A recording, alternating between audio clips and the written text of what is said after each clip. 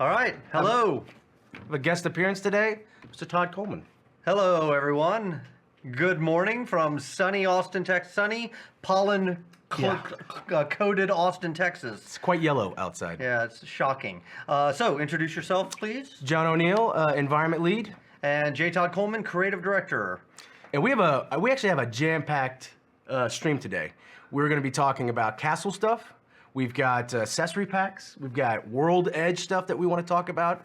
And we also have a new parcel that we're creatively making called a donut. Yeah, so we got a bunch of stuff actually. Yeah. Oh, and mountains, and mountains. And we're going to show mountains. But before we do, I saw the last stream, Blair's stream, and I have to say, Todd, it was a bit of a snooze fest. Really? It was. You found Blair personally exhausting, was tiring? It was like data tables and Excel docs. And Can you do better? I think we can. And starting off, I'm going to get into the spirit of the crow. So, first of all, this is fantastic. I didn't see we need this. to. Is goofy equal entertaining? Yeah, I think actually yes. On the internet, I think so. All right, good. Need to get into the spirit All right. of the crow. And I'm not going to hold this, but I do have a weapon. So, in case anyone gets crazy. All right. That's pretty fantastic. Can you model and I think stuff? how the hell did they It's even- going to throw off your I'll like depth turn it to the perception. side. All right, well, let's just get right into it. Okay, so we're starting off with a preview of some of the larger buildings that we've been working on that you guys still haven't seen yet. Did they ever gray box test this? At one point, I thought we had a version. We did, and I can show you kind of like some pictures of the old. progression? This is when we first started, and this was some of kind of the ideas that we were like, oh, eventually you'll be able to have walls and Those towns. are great looking trees. Yeah, exactly. Blair will love those. But yeah, so this actual keep right here, this is kind of, let me find a good angle here. Oh, did I screw it up? I think it was this one. Yeah. Just trying to show off the before and after. Just trying to show off the before and after of where we've come from. We wanted to retain a lot of these cool shapes that we had. I realize I can't see my fingers, so I'm going to use the pointer. Yeah, sure. We loved the shapes that we created, and it was all fun and all, but that was just jammed into boxes. That just didn't really exist. There was no rooms carved out. Yeah. So that was the next step, was taking this idea and making it functional. And so that's kind of like where we're at right now. And but wait, there's more.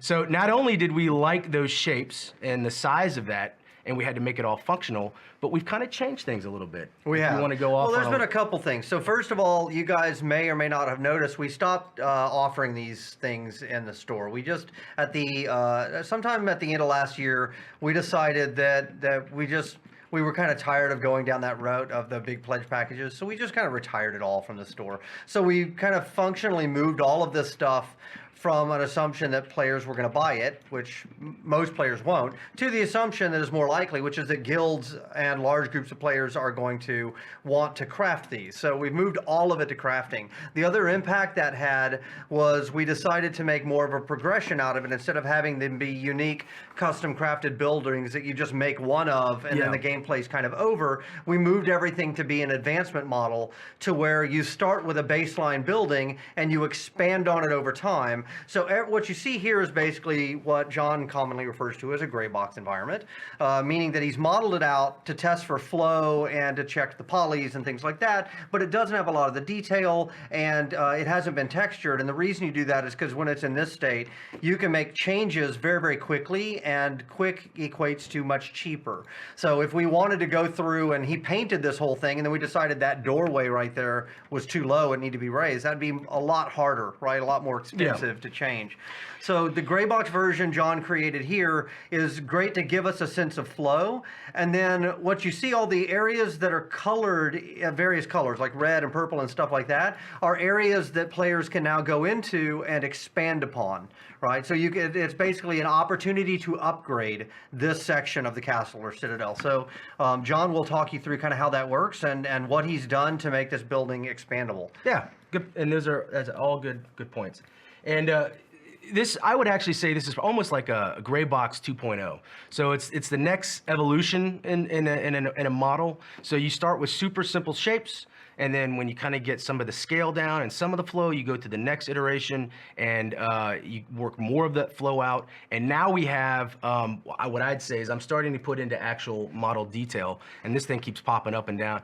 This is one of Dave's castle concepts. I basically took a screenshot and he started painting in or just sketching in details for ideas. And you can see I've started to just actually model in some of this stuff. So although it's still not textured, we're definitely at a level of model creation that we're starting to apply to this now. I just kind of wanted to show that to you, like real quick before we get started.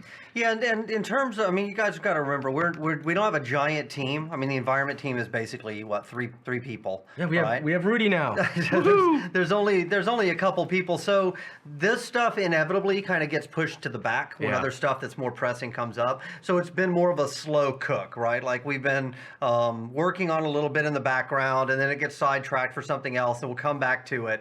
But it is starting to come together in a way that now is actionable. So I think from this point here, it's finally hit a point where we feel comfortable enough to move it into actual production, like get it Yeah. going into texture and turning them into real assets, right? Yeah, because we're involving outsourcing, and so outsourcing will start helping us with some of these bigger ticket items that it would take a team of a half a dozen artists. Months. And months. So Right? I'm having trouble talking with that helmet. do you want me to take it off? No, it's fine. I think you should keep it on for the next half a year. I think that'd be great. Every day. So- All right, so this is just a quick example. We started getting some paint call outs on how we actually want to take this to the next level of even more detail or to more of a final kind of what it would look like. And we just came in here and modeled some more details. And so really the next step beyond this will be to send it off to get it to be textured. So talk about why that we do the different color stuff and, Yeah. and what that means. Like what's the Okay. mechanism if I want to upgrade that yellow area as opposed to the blue or whatever? How does that work? Yeah, so excellent. So I was going to segue into this, which is you're wondering why we keep saying gray box, but it's got colors all over it. So what each one of these colors represents is something can be expanded out. So we loved that system with the hippos where you feed it. Right. So And- yeah. So that's an internal term. So Oh, yeah. you guys have seen this. If you run in a campaign world up to a foundation wall segment, right, and you use it, it brings up a UI that you can then feed it building materials. And if you feed it enough, it'll upgrade that wall to a fully completed wall. Yep. So we call those hippos internally, and I think it's because of the game Hungry Hippos, because they just eat materials, and you have to do that. So anyway, we call them internally hippos. So these are a variation of the hippo system. Right, that is a specific, what do we call them, keystones? Yeah, keystones. And I have some in the other, when we go into Unity, I'll show those kind of like what but we're it's a talking particular, about. like, so for example, in an archway, right, the stone at the very top, like right there, might be an interactable that has a little symbol on it that means you can click on this and it brings up effectively a hippo UI, right? It brings up that same interface that you can feed stuff to it. And it's tied specifically to one of these colored areas. And I really like this idea because, like the walls, not one person has to own anything. And you're not fighting where you're going to put it or who's putting in what. Collectively as a guild, you just go in there and you feed this. Yeah. I mean, I guess the only thing you would have to decide as a guild is which way you want to go, but realistically, you could just be feeding it everywhere. You feed all of them if you want to, right? And by the way, this isn't like, oh, this is going to get done in the next 2 or 3 days. These are intended to be long-term goals for a large guild of people, right? So for large example, group of people. this window right here could expand out to a balcony. And I'm not going to go through each one of these because I'd rather show you in Unity, but this topper right here can expand out to a new tower. And what's really cool about this is you can go in any direction. So as you see more castles around different people's EKs, you're going to see shape variation. So it's not just going to all look like the same castle everywhere you go, which is what we really liked about this, because you can also expand out to the left. Left. And so that would become a room. And so everything's changed inside. And then when you go to the next step, and again, we'll have areas that you go to specifically designed to feed in these materials. Yeah, so I guess that's the thing, is one expansion area will add a new room, and inside that room you find another keystone that you can use to then make it even bigger, right? So now you get something like that. And I mean, everything inside, this was quite a challenge, Mr. Todd, Was it really, John? It really was, actually. This is such a pain in the ass. Well, I didn't think it was that hard. It seemed a pretty slow process to me. Oh my God, I'm having nightmares.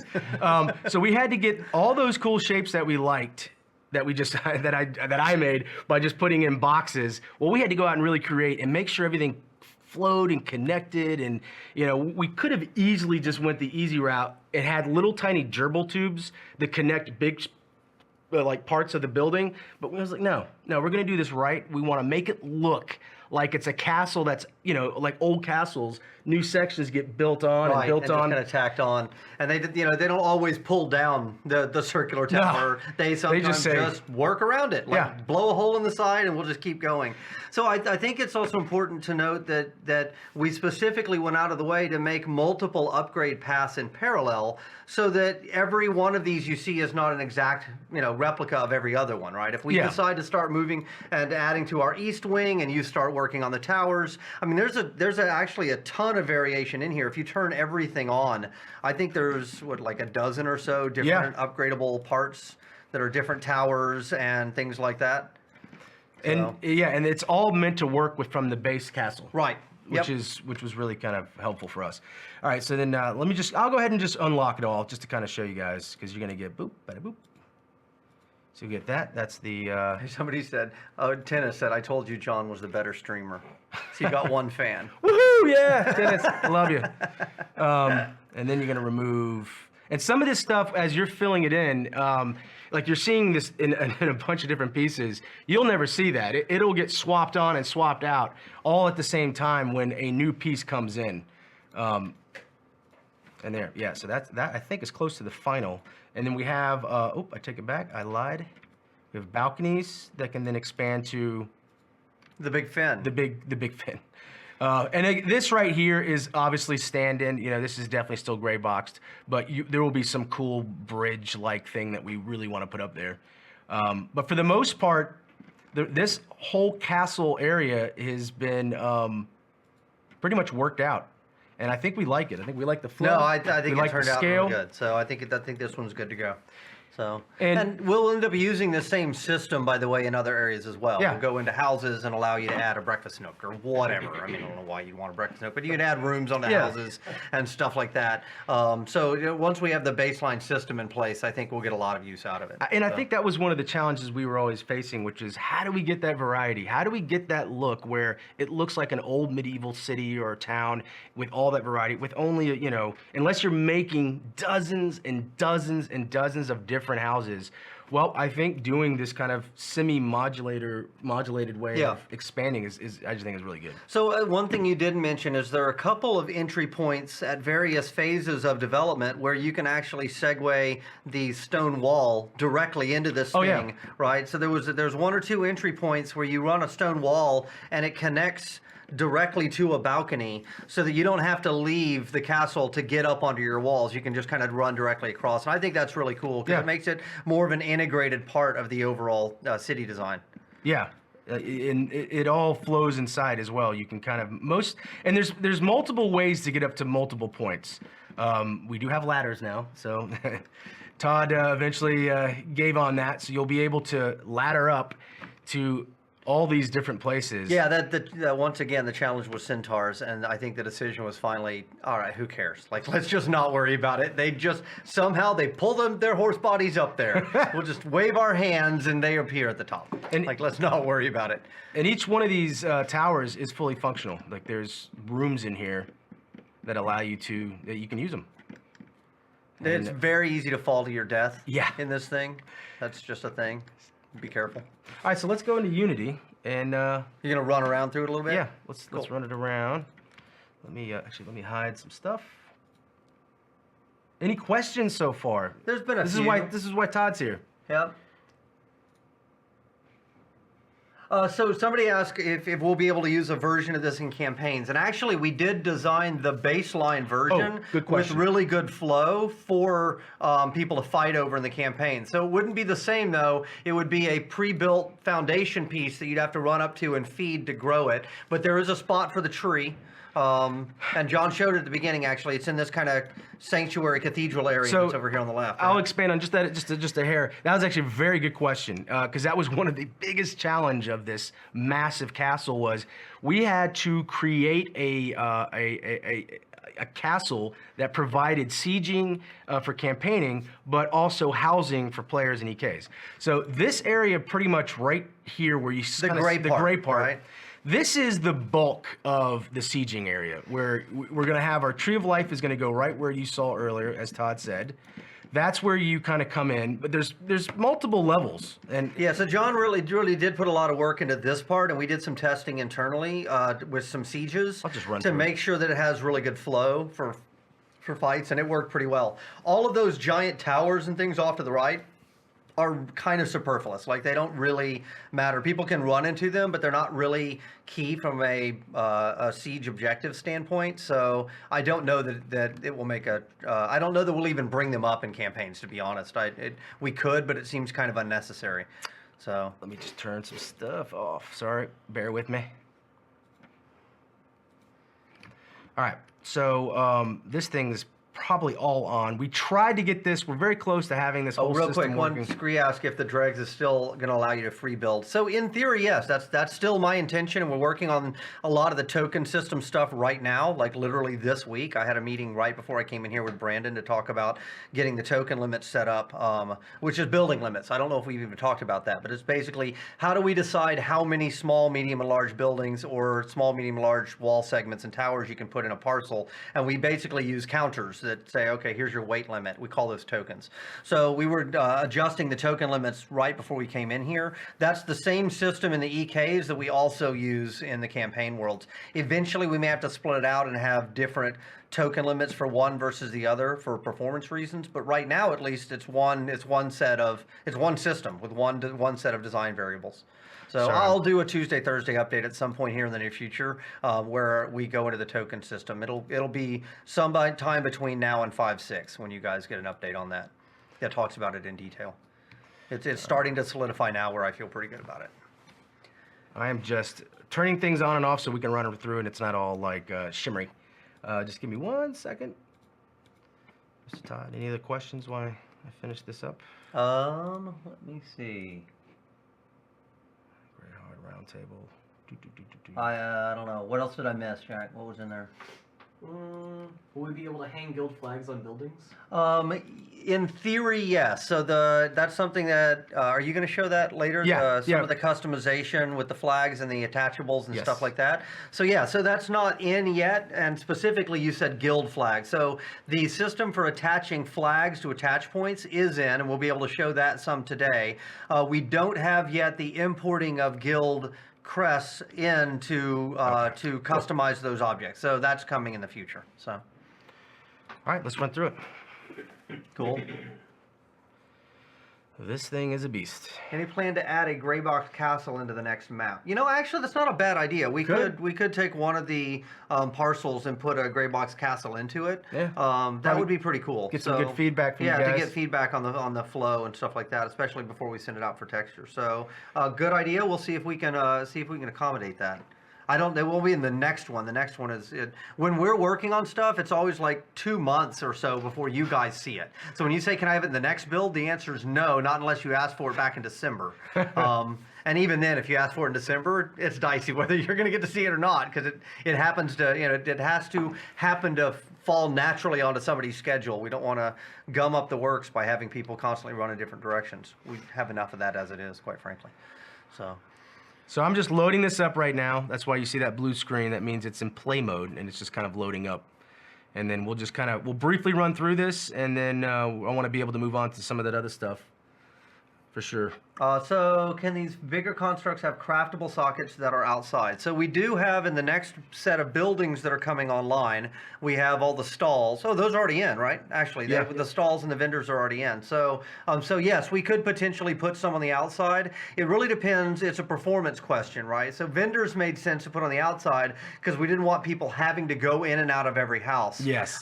There are reasons, though, why we don't want everything to always happen outside. Sometimes we do want to force you you inside of places because it removes you from the scene, and that makes performance better for other people. So yes and no, I guess, would be the answer. Sometimes we'll do it and sometimes we won't. Generally, I've been leaning towards crafting stations being in interiors and vendor stalls being in exteriors. You know, I could be talked out of that, but that seems to be a good kind of way to divide it right now. You could be talked out of it? Maybe it's conceivably possible. It's hard to do. It's conceivable. Oh boy. Oh, there we go. See, just when I needed it, it popped. Start location. Let's pick a horsey.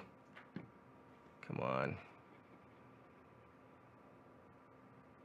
So I've got another question about destruction of non-walls, like buildings. I'm still not sure on that. The challenge with buildings as opposed to walls and things like that is they have a bunch of props on the inside of them, and if I just blow open the wall and expose those props, that could have a pretty horrible performance implication. So we may, with those buildings specifically, have them switch from a we've already got an under construction state for all of them. We have a destroyed state as well. We actually have a couple of destroyed states that have come back now. They haven't been integrated yet, but we've got like an abandoned state, a burned out state, and a rubble state. We may just swap the building when it takes enough damage over to one of those states, as opposed to having those actually blow apart. I don't know. I'm not completely sold on it yet. I want to see what the performance implications are. But to me, that doesn't feel like if it causes a lot of performance pain, that's an area that I'm probably going to give on because I don't care that much. As long as there is a visual indicator of a building being destroyed, whether it actually blows apart into pieces or not, I don't care. Like I did with walls. With walls, I cared a lot. So it's a constant negotiation. I guess that's part of what you guys don't see about my job is I get to make the decisions, but I never make those decisions in a vacuum, right? I have to come talk to you, and I talk to Melissa, and I figure out what the art cost is going to be, and then I have to talk to engineering, and they'll come back and tell me about the object count and the poly count and the implications on the physics system, and then I talk to design, and design will tell me, well, if you let that building be destroyed, what happens if a person died on top of it because the thunking rules are going to make the corpse suddenly launch itself into the air or embed itself in the ground. Like it is a constant negotiation between all of these different groups who have different desires and needs on every one of these to get a solution that everybody's happy with. It's a pretty challenging. I mean, it's fun. I really love it, but it's not easy. I know it seems easy from the outside. It's very rare that I can just say no, this is the way it's going to be, and nobody can have any input in that. It probably doesn't seem that way to you, but it seems to me like I almost never get to unilaterally make the calls. It's not true. All right, what else? So yeah, this is this whole area that I'm running through. This is kind of the bulk of where we want where the sieging is going to be for the castle. Not to say the other part of the castle isn't useful, but they just noticed your machine name is Bat Machine, by the way. Nice. Uh-oh, I think you just figured it out. Figured out John's secret. You figured out John's secret. No, I'm not Batman. Or am I? No, Have you ever seen him? No, I'm not. In the same room? I don't think so. That's true. Valid point. I've never seen John and Batman in the same room. So I'm just running through various sections. This is like something that we were calling, and these will have names, and we even talked about possibly having them allow them to name the sections themselves. We can, as a minimum, we need to give them unique names so that players can communicate, right? So if you say, hey, everybody, let's upgrade the belfry right now, that you can go in and you can find the keystone that says, yeah, here's where I'm supposed to do that. So to get everybody talking the same language. It's actually kind of challenging with a building this large and this complicated. And I tried to add as many cool little spaces of gameplay. Little hidden nooks and crannies, and so you guys can really passages to connect passageways areas and stuff like that. So you guys can really have a good time kind of exploring this. Yeah, this would go up. This is one of the ladders that goes up. Unfortunately, I don't have that function in right now. But it'll just be an F to interact, and then you go right up the ladder. So somebody gave a suggestion at the banquet hall. you could have a feast and it could do a special buff to the group. So that would actually be pretty Yeah. cool, and that would it would actually be pretty easy to do because the relics system actually already does that, right? Which is effectively it's derived from the sacrifice system, which is derived from the hippo system. So you walk up and feed stuff into it, and there's some triggering event, right? So with sacrifice, you feed stuff into it, and it gives you experience. With the hippos, you feed stuff into it, and it upgrades a building. So the relic system, that's you dying, right? I 'Cause you know. fell. No, he's metal. Yeah, I love this castle. That looks pretty terrible. The relic system, you feed stuff into it and it can give you a buff, right? So we could absolutely do that as have a banquet table that effectively acts like Yeah. a relic, where you feed certain things into it and anyone who does gets a buff. That would actually be pretty cool. Who doesn't want their own meat hall? That's pretty badass. That's right. No, I'm with you. That's pretty cool. All right, well, any other questions on this castle? I think we've kind of shown a good bit of it off, and that was a really good suggestion. Can you put a house next to it to get the feeling of the scale? Is that something? Can you just drag like a Woo! villa up Yeah. next to it? Because I think that, I guess the guy running around gives you a little bit of sense of scale, but from a buildings standpoint, seeing just how big this thing is compared to the standard player house is actually pretty eye-opening. It's pretty funny. So. Let's do. I can show you some different sizes. Yee-wee. So which one is that? Is that the cottage or Yeah. the villa? That's the cottage. The cottage, which is actually pretty large internally. So this That's the thing is this pretty thing's massive. big to begin with, just because you got to count for doorways and heights and all that for all the players, but it's still teeny next to. Yeah, this thing is massive. All right, so you want to move on from castle stuff to other stuff? Yeah. What was next on the list? Well, first off, let's do the accessory packs. That kind of. Yeah, okay. Yeah, that's cool. I think that'll be cool. Mr. Aaron has been working on this, A.K. Aaron, has been working on this for quite a bit, and I think it came out really, really well. I'm really happy with the accessory packs. Oops. Let me get into environment. It's in the test folder. Do.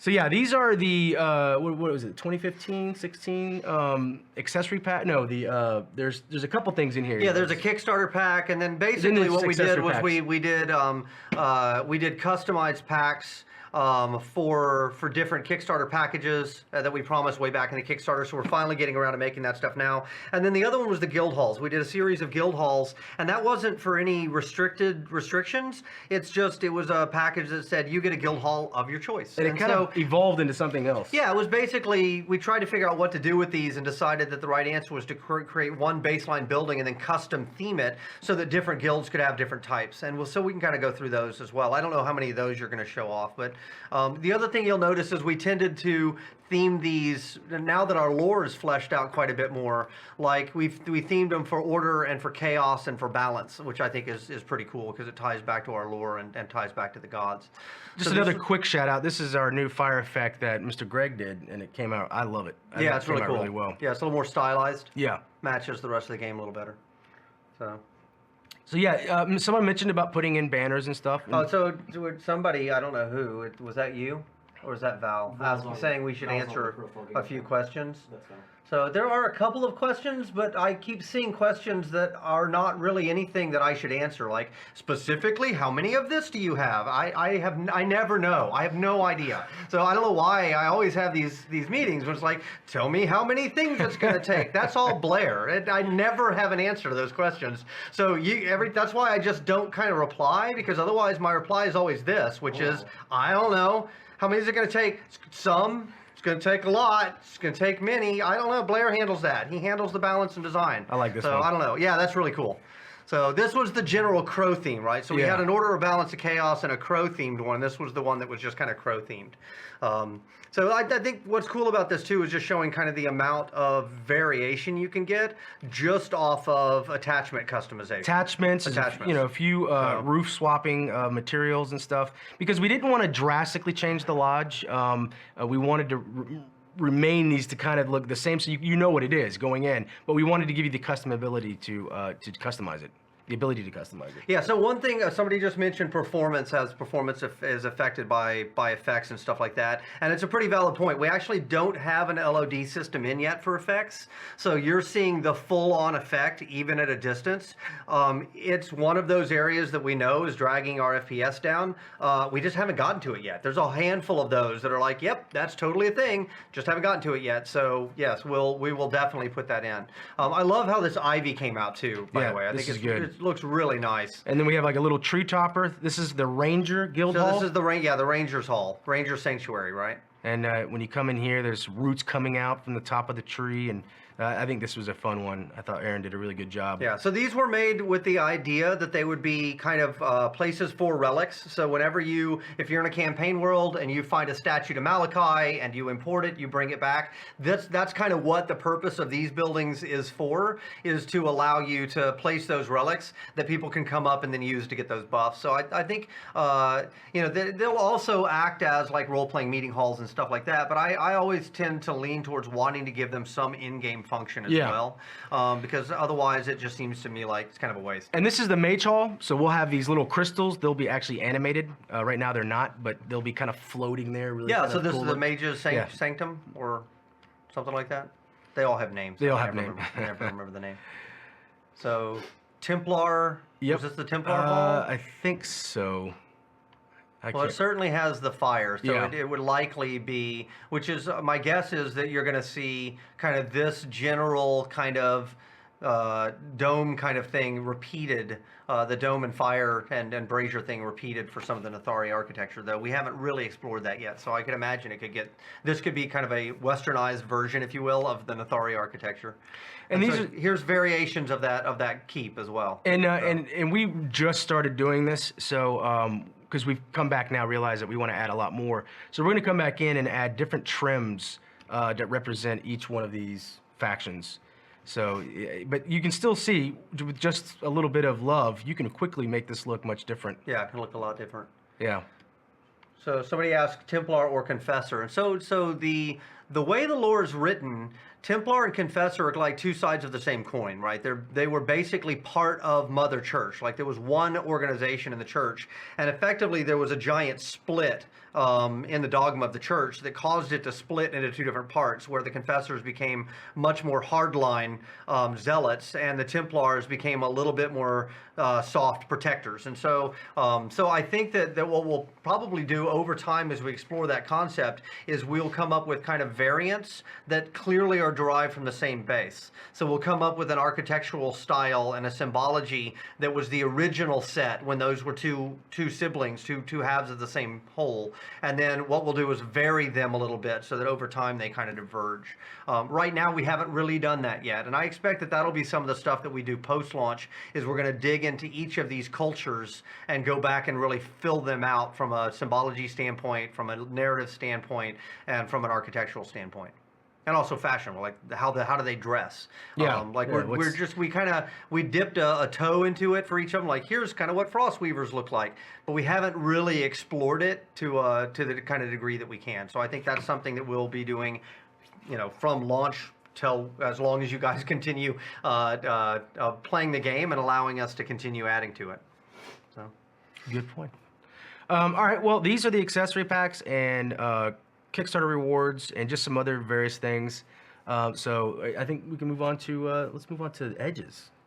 So somebody asked, will guilds be able to get customized trims rather than locked to factions or gods? It won't always be factions and gods. We'll have other themes as well, but Yeah. they won't be guild specific. It's just not, it's just not affordable. It's quite frankly, the amount of cost that it takes to make custom stuff in the game, unless we just outsourced it to like India or China, some incredibly low cost country, and cared not at all about the quality, like we just took whatever they got and shoved it in the game, which I'm not willing to do. It just doesn't make sense. I actually wish we hadn't done the custom guild crest in the first place, frankly, because we're going to lose money on that. It's going to drag away from the rest of development, because those are funds we could have used elsewhere. I mean, I know why we did it. It's a thing.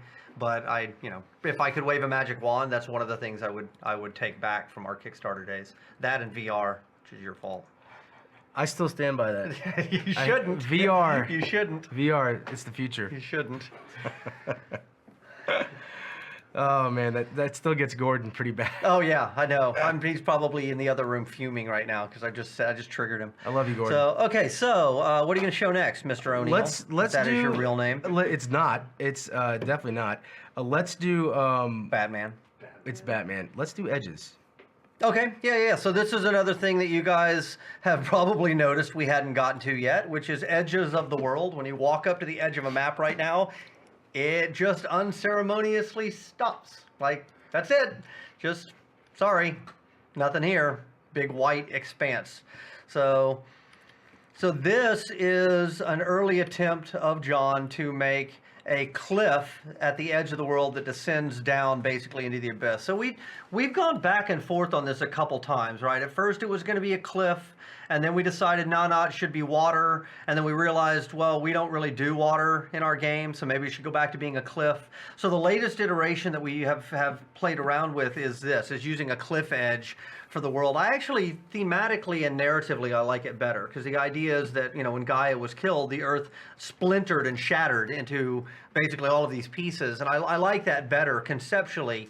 I was afraid that we wouldn't get it to work, but I think it actually looks pretty cool. Can you actually run it and run around in it too? Real quick, these are we're kind of shifting thought processes on new ways of making these parcels or cells, I should say, and this is part of kind of our new modular set idea. Yeah. So everything is moving to, well, not everything. Not everything. We now support, in addition to the custom crafted areas, the ability to build areas out of tiles. And this is actually, what you're seeing here is 3 tiles. You've got, I don't know how to point to it, but you've got a corner piece, a straight piece, and an interior corner piece, right? So you can see right here represents the size of one of our cells, and they're at 128 by 128 meters. So this is an L shape, this is a straight, and this is just a little connector thing. Now, there's going to be probably what? I'd say 16 or 16 of 32. There may be 32. But we only need a few tiles. of these to test it out. Yeah, and, but before you make all 32, you make 3, and you make an ugly but functional version, and then you try it and you say, do we like this direction? Because if it turns out to be the wrong direction, you want to pull back, and you want to spend the minimal amount of effort necessary to test the idea. And we've got another thing we're going to show after this, or 2, that we use the same approach, right? With the mountains and the donuts. So let this run through real quick. Yeah, the modular mountains, I was really excited, just worked. Yeah. And so before, when we had mountains, it was on a giant parcel, and it represented one big 7 parcel. or 8 cells. The downside of that is every mountain range looked the exactly the same, right? So this is something that we're making a push for internally. Is we're finally happy with the way the world looks in our first biome, but it very much looks the same because we've only created the one. Yeah. So now you're going to see us start to spread and take what we've learned building that first one and create additional areas, like mountainous areas. You saw the canyons with the spiders. We're going to start to push that, and eventually we're going to start to also encompass things like deserts and swamps and things like that as well. So here's a rocky edge of the world.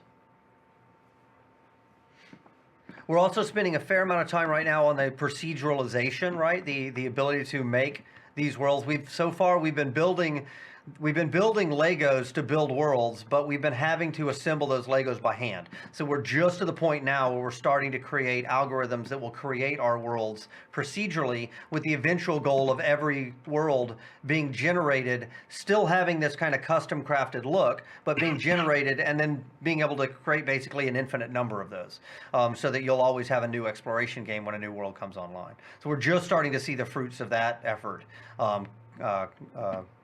What is that? Bear fruit? Bear fruit?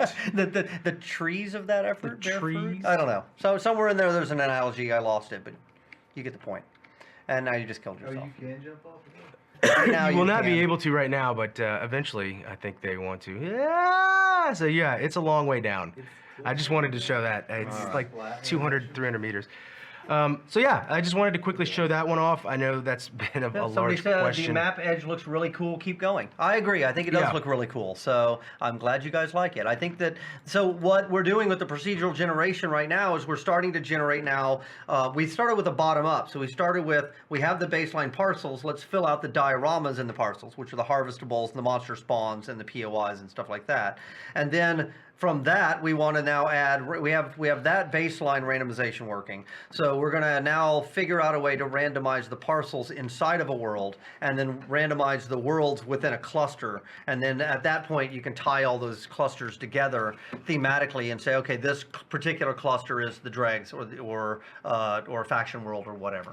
So I know we briefly talked about, you know, the whole water thing, but what's cool about this edge system, I think, and by making it so big, is we will decide whether if we want to use fog or cloud type thing. Yeah, or if we ever decided I to like do the water. cloud better, but we also could use these same parcels in an interior space and potentially fill them with water. And fill them with like a big lake or I've something. just been very resistant to it because I generally hate swimming in games. I think it's really lame, and the juice is not worth the squeeze. The cost to Love implement that. That's my favorite Todd term right now. the cost to implement swimming, when you include the system and the 3D movement and the breathing mechanic and all the animations and what happens when I die underwater and what happens when somebody shoots a fireball underwater, like, it has so many weird edge cases and it's so crappy to have to work on. And at the end, what you get is something that most players bitch about anyway. Like, they're just like, swimming's lame.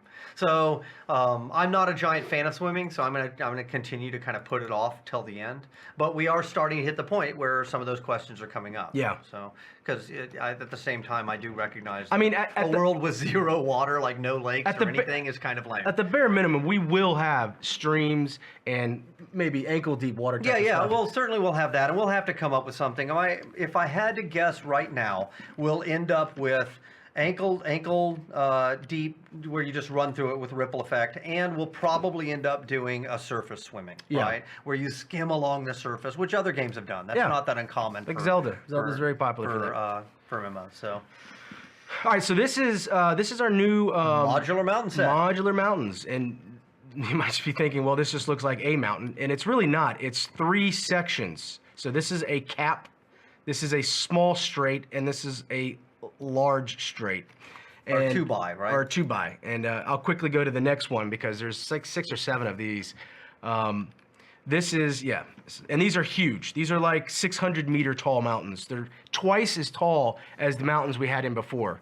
And I'll run in and show you what it looks like because it looks pretty cool. And this is an L, and this is it looks like a plus or another straight. And then the last one I think has a 1-off and then a T. Yes. So you'll see, so we built that's a this T. basically, this is, it's effectively systems, right? Almost like little networks of roads. So we started with roads, that was first, right? Where we did a T and a plus and a straight and an L, and that worked pretty well. And then we tried it with the canyons, and that worked surprisingly well, right? Because the big question was, is our stitching algorithm that we use at the edge of the parcel boundaries going to work Yeah. with these extremely large verticalities, right? These different contrasts in height. And it turned out the answer was yes, it did work. So we decided, well. let's continue to press the advantage and make some mountain ranges. And so these have turned out pretty cool as well. So you're going to run around. We're going to now run and through and we're going to show off. show off some of these. Yeah. And you can show the stitching. I mean, it's hard to see actually unless It really you're looking is. for it. So I mean, I'm always amazed by how awesome the stitching works in real time. Like when you're moving stuff Take a around, look. it's incredible how well it actually works.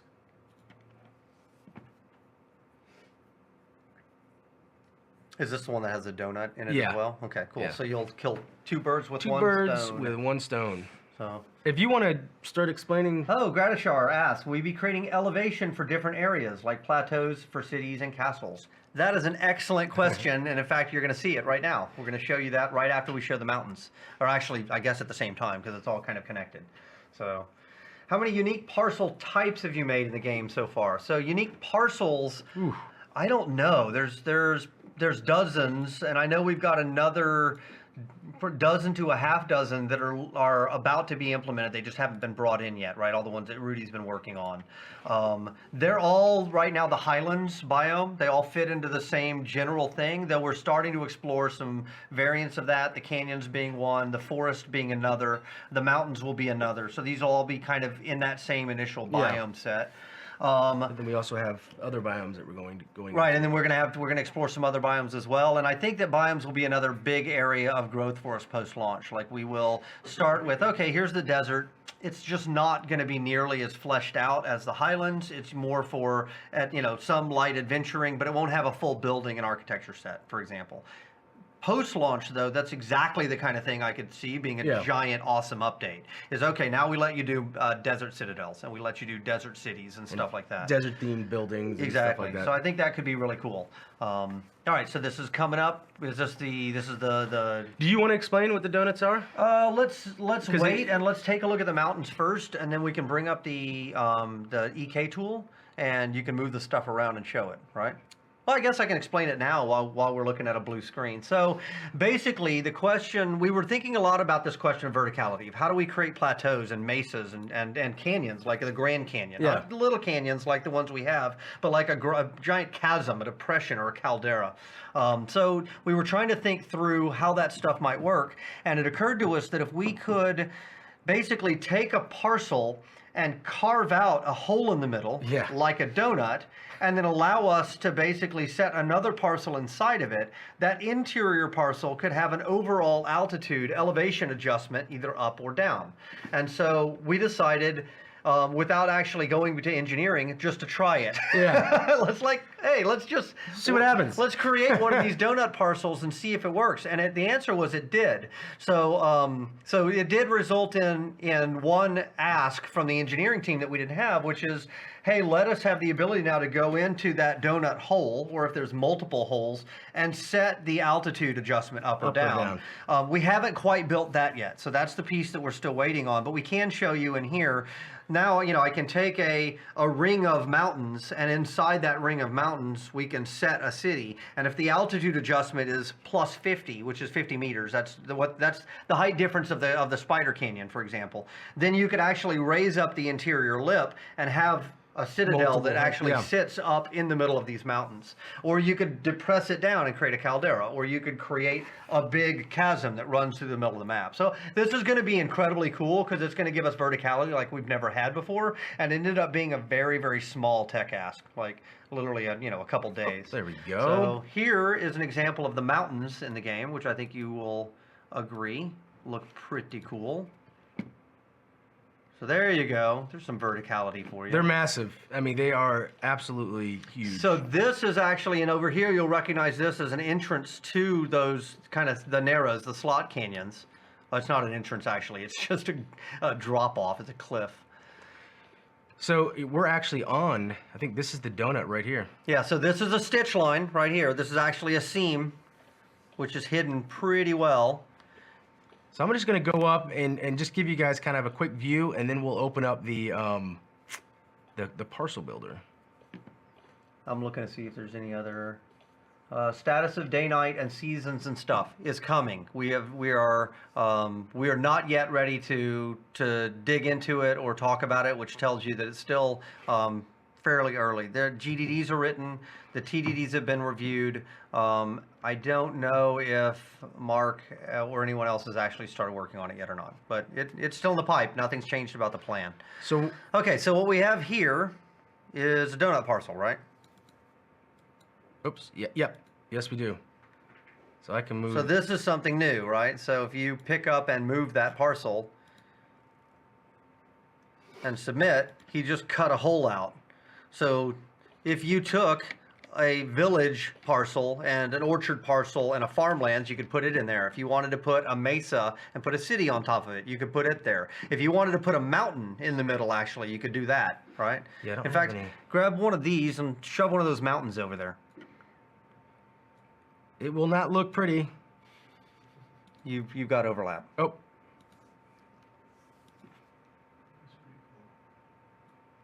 Let's move that there. Move that there. There you go. That should work. Boom! There you go. You got a huge mountain right there. Actually doesn't look too bad. No, it's pretty cool. So now if that mountain, so the other thing to keep in mind is that these things are nested, meaning a donut can contain a donut. So I could have the outer ring of mountains, then has an inner ring with another peak, and inside that has a caldera that's sunk down. Like this system, it gives us a ton more flexibility for building than we've ever had before. So I think it's pretty cool. And what I love about it is that it just speaks to the kind of underlying system that we're able to get it to work with so little additional tech rework, like basically none. What we have to do now is ask for a sea level adjustment which is the baseline altitude for the interior parcels, whether you wanted them to go up or whether you wanted them to go down. Keep hitting overlap. Yeah, I'm loving this system. And like you said, it just gives us so much more flexibility. Different elevations also create the ability for negative elevations. So, like tunnels, dungeon caves, etc. what I've done. So, yes, you can go up and you can go down. The challenge with dungeons is that we can't, with Unity right now, cut into the terrain, which is why you'll see we have to kind of fake it. So we did create a version of the canyons, for example, that has these caps on them. John's actually standing on one of them right now, so I'll wait till he comes out and we can show this off. So hold on one sec. Yeah, it's about to come up. Boop, boop, boop, boop. So you can see over here like that kind of rocky outcropping that's above that area. That's how we have to do caves right now. We don't have the ability to cut into the terrain. So what we end up doing is actually creating a channel where to press the crane and then we cap it with stones.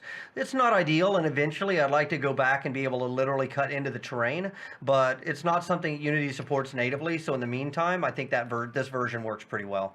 But yeah, we do have the ability to do systems now with straights and T intersections and pluses and turns and all that kind of stuff. So that means that technically we can do it. It just doesn't look quite as good as I would like. I'll show the, I don't know, because not a lot of people might have seen the crypt yet. Yeah, And that's a good point. This is kind of a good, Yeah, it's a good example. Like here's a crypt cave. And so what it's technically doing is actually a depression in the earth that has this kind of cap on top of it, this hilly cap on top of it, which gives the impression of a cave, but it's not actually cutting into the terrain. But I still think it looks really cool, so we can do this kind of stuff all day long. Well, within performance. We can't go too crazy, but within reason, Within Todd. reason. Within How's that? reason. Oh, all the lights are free, right? According to Mike? all right, somebody said, on a serious note, there were a few things that were said in a QA a couple weeks ago that drew the conclusion this game will be pay to win. Oof. Is there anything to clear things up about the cash shop and monthly VIP? Okay, so yeah, I'm happy to talk about that. So the cash shop, so first of all, I still feel strongly that the game from the very beginning, the things that we gave away, don't have any impact in the campaign worlds, and therefore the competitive part of the game, it's not pay to win at all. That said, over time, as we've gotten more and more financial stability, our direction has been not what you see from a lot of games where they do more monetization. It's been to take away Yeah, that taking monetization, stuff right? out of I mean, the if you store. go look at our shop now, there's nothing in the shop that costs more than $200. So I think that that's the direction you're going to continue to see us move in. So the VIP, we've been very, very, we've tried very, very hard to make, this is a delicate balance, right? Because obviously for the health of the game overall, like as an MMO, we would like to have people buying VIP, clearly. That said, we don't want it to give you an unfair advantage. So we've been trying really hard to find a way to find a balance point on VIP that makes it valuable, but not give you a specific advantage. There are, there are always going to be some people who are not going to like our approach, and that's totally fine. I think we've been completely upfront about where we think that line is. When it ever has been a question of, hey, we don't feel like, we've learned more now, we've thought about it more, we don't feel as comfortable about it, we've always moved in the direction of being more conservative on it. So to some degree, I guess it's a trust question, right? Do you think that we have the purpose, that we have our intent is to make this game and make it great, or do you think this is just a cash grab? And ultimately, some people are not going to trust any developer. They're just not, and that's fine. But if I wanted to just make money in the games industry, frankly, I would have stayed at my last company and continued doing that forever and retired there, right? We made this game because we're passionate about it and we want it to be great. And if you believe us and you want to participate in that, kick ass. We're happy to have you on board. If you don't believe us in that and you think it's, well, okay, whatever, you're entitled to have your opinion. I'm also entitled to not really care about your opinion because you are not my customer by definition. I only care about my customers. So there you go. I think we've done a incredibly good and conscientious job of splitting the baby on that and Yeah. finding a way that brings balance. value to people, but also is not pay to win. Obviously, there are going to be some people that are going to disagree with me. There are some people on the internet who feel like every game should be free. I don't know how they think those games should be made, but that's how they feel. They're entitled to that opinion. I'm also entitled to mine. And, you know, if you believe in capitalism, you should also understand that we can kind of make the calls we want to make, and you can judge us. If you don't want to pay for it, don't pay for it. And if you do want to pay for it, great. We'd love to have you as customers. It's really not that hard. So there you go. In a nutshell. So about environments. Hey, somebody asked, and No, actually, that's a good. So here's another thing. I don't ever shirk away from these questions, ever. You will notice every time they come up, I am happy to answer them because my opinion has not changed. I am proud of my opinions and where I stand on them. I think they are fair. I think they are very reasonable, and I'm also okay with the fact that some people just disagree with me. That's totally fine. Yeah. That's the way it is. Our entire approach to this development process has been different and a little weird, right? Because we are developing it literally with our community as we go. And so just, you know, that changes everything. Everything is different about my approach on this game. So I only trust Blair, but not Todd. then I guess that's a choice you're going to have to make. Actually, you're in trouble on that one. Yeah. If you choose Blair and not me, then you're in for a world of hurt.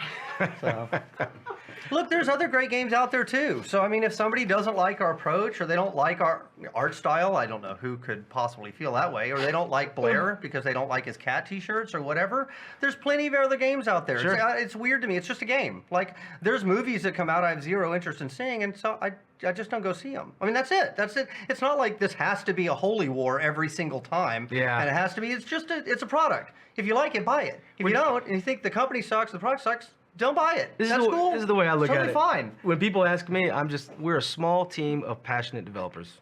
That's it. It's We're trying to make a game. You get down to the base of it, that's what it is. We pour our hearts and soul into this game. And, Yeah, that's it. I'm loving it. It's getting there. It really It's is. definitely getting there. So, Any other questions on environment? I'd like to say that, did we cover that one enough, Jack? Do you think we're Yes, good on that one? I think you did a good job. Someone's like, holy war. All right, we're going to bring it back. Any other environment questions? I hope you guys enjoyed this. We tried to give you guys enough today. And no spreadsheets, no it in the A column. So now you're just smashing on Blair. Yeah, I know. This is just Blair smashing now. So, okay, so anything else? So I think you guys, in summary, I'd say, so there's a lot of really cool stuff coming down the pipe with environment. We try to do these kind of streams every couple months because the lead time on environment is usually so long that just they takes go a a while. long period of time and they don't really see a lot of change, and then bam, a whole bunch of stuff gets dropped in their lap. And there's So- actually a whole bunch of stuff right now that's getting worked on. That's getting worked on. So this is all stuff that is coming. I'd say in the we can actually say so the castle will be a while because it's got to go off, right? Castle's going to be a while before it comes in. The donut parcels I would probably think are relatively soon, like in the relatively near future. Stoneborn stuff. I just wanted to give a little. That's pretty cool. So that's still in that's in the pipe. In the pipeline. So that's coming. I've already created some of the stuff. Looks The good. houses and the other parcels and all that kind of stuff is actually in design now. So that's been moved because it still has to go through integration to be brought into the cache and given recipes, crafting recipes and given deeds, stuff like that. So anyway, all of that stuff is coming soon as well. I think that's probably pretty good for now, Mr. O'Neal, with your ridiculous helmet. So any other last minute questions? So somebody was impressed by Nick's artwork there at the end. Yep, you guys are getting to see some work in concept, not by Greco, in fact. I know, that was That's pretty Mr. cool, Nicholas. right? Pretty cool. Finally sharing the load a little bit. He is quite talented. Yep. So, I guess that's probably enough for today. I think so. I want to say thanks, guys, for coming, and thanks for watching the stream. Thanks for being such a vibrant part of our community. I mean, you guys, you wouldn't come to this stream unless you really cared about this product and cared about this team. So I can't thank you enough for that. I say it all the time, but we wouldn't even be here if it wasn't for you guys. So, so thank you so much, and until next time, we'll see you on the forums, and we'll see you in the game. Have a great day. Thanks, guys. Bye.